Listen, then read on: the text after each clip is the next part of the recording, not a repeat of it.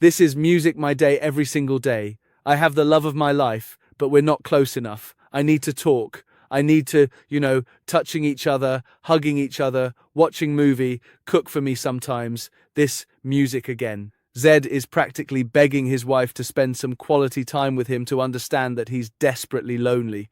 But Rebecca refuses to hear him. She chooses to focus on the negative. She chooses to twist his words into something I don't think he means. And that might come back to bite her.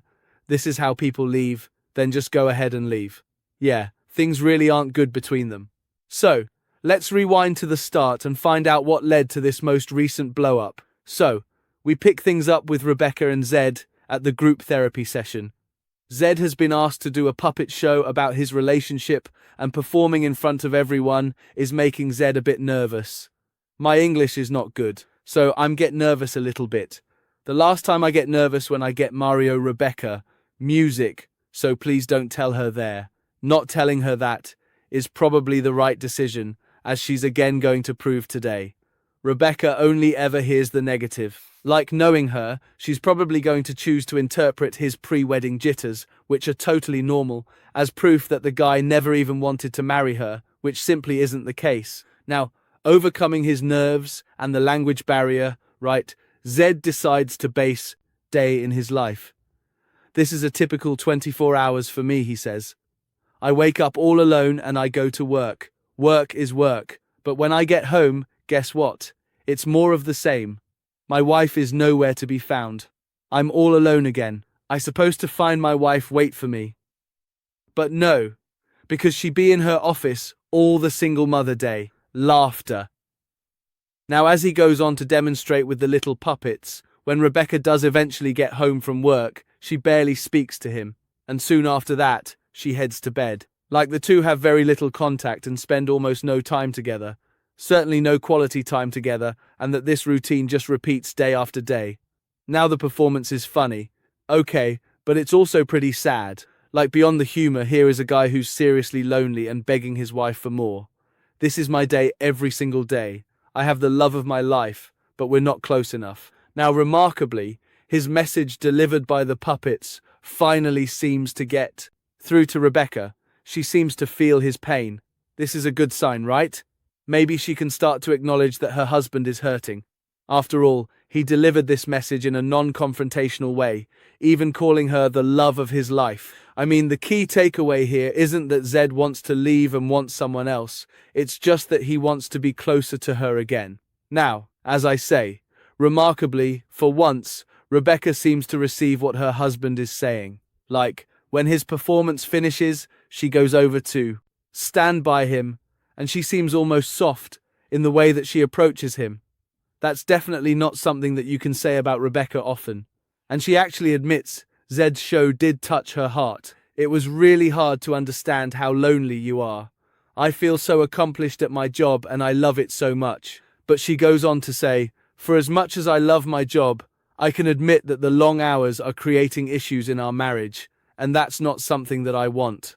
Rebecca says, but she admits, something does need to change. So, with that in mind, given that for once they're both on the same page here, the therapist sets some homework. I want you to give each other a list of things that you still like about each other, she tells them. Rebecca and Zed both agree to this, and for the moment at least, everything between them seems like it might be about to get better. It seems like there might be light at the end of their tunnel. I'm honestly shocked that music it took, playing with puppets for me to see things from your point of view. You see, maybe we try puppet in the bedroom. No puppets in the bedroom. Rebecca might be shocked, right? But are any of you? Because I'm not. It makes complete sense to me. The puppets were a great way to disarm her. Like for once, Zed was able to deliver his point without Rebecca being on edge, fired up and ready to bite his head off. She was actually listening to his words and his feelings instead of being defensive, right? And because of that, she was finally able to hear him at long last. I mean, Zed's message hasn't changed. This is exactly the same thing that he was trying to say to her before.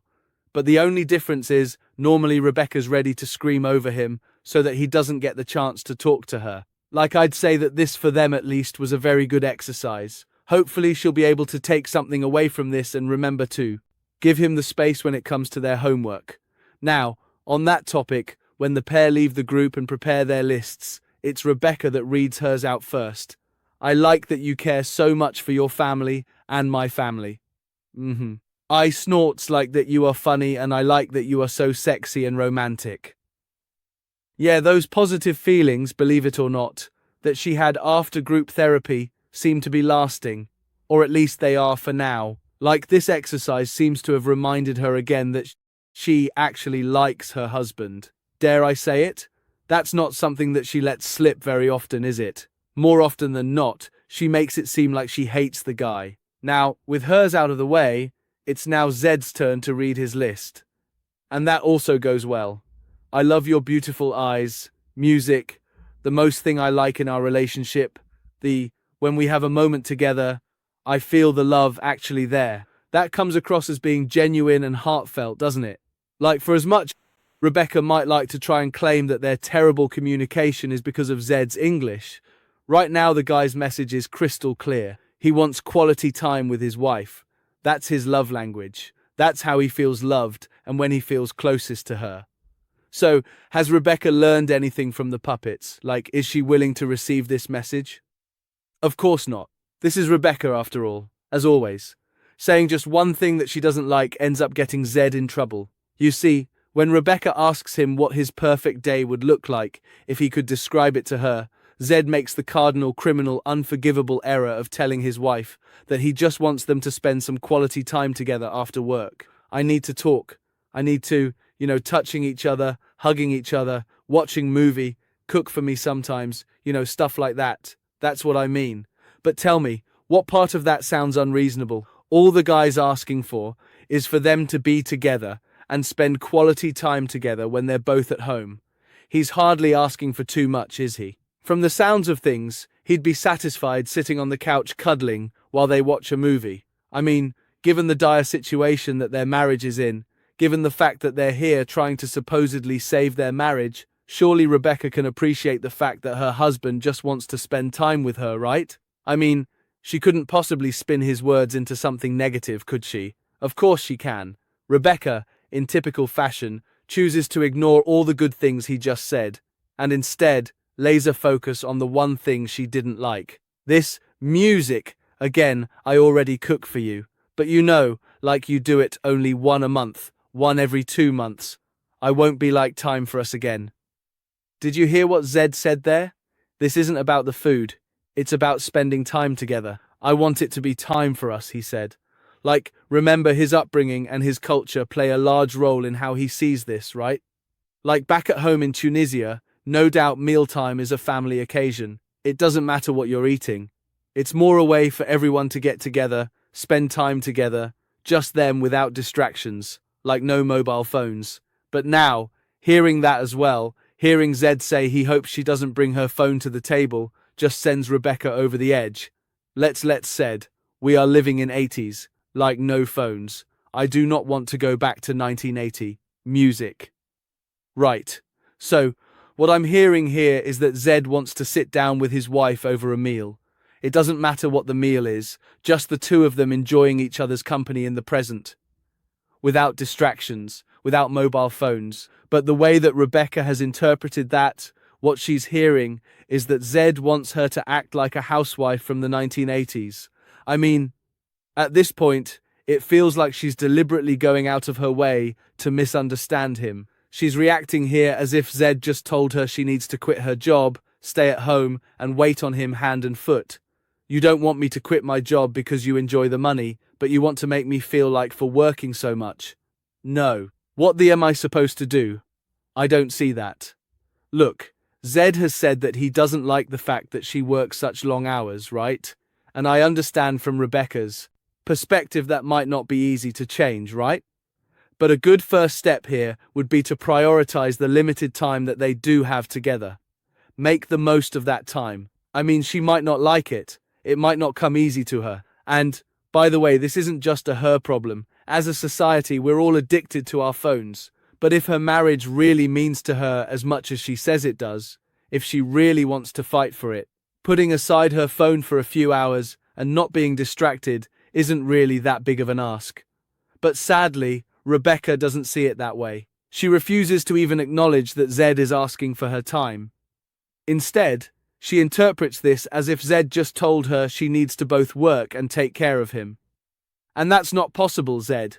She says, you cannot have both. This is how people leave. Then just go ahead and leave.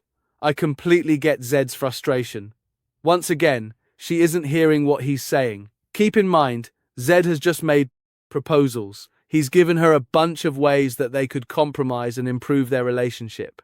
But she's not paying attention to any of that. Once again, all she's heard from this conversation is the negative, the things that she doesn't like. Like, yes, okay, maybe he is asking her to be a bit more traditional, right? But that's not the same as him expecting her to be a housewife. He just wants a bit more balance in their lives. But again, sadly, any progress that they made up until this point has now completely been destroyed by this one conversation. I'm feeling worse music about our relationship right now than I ever have.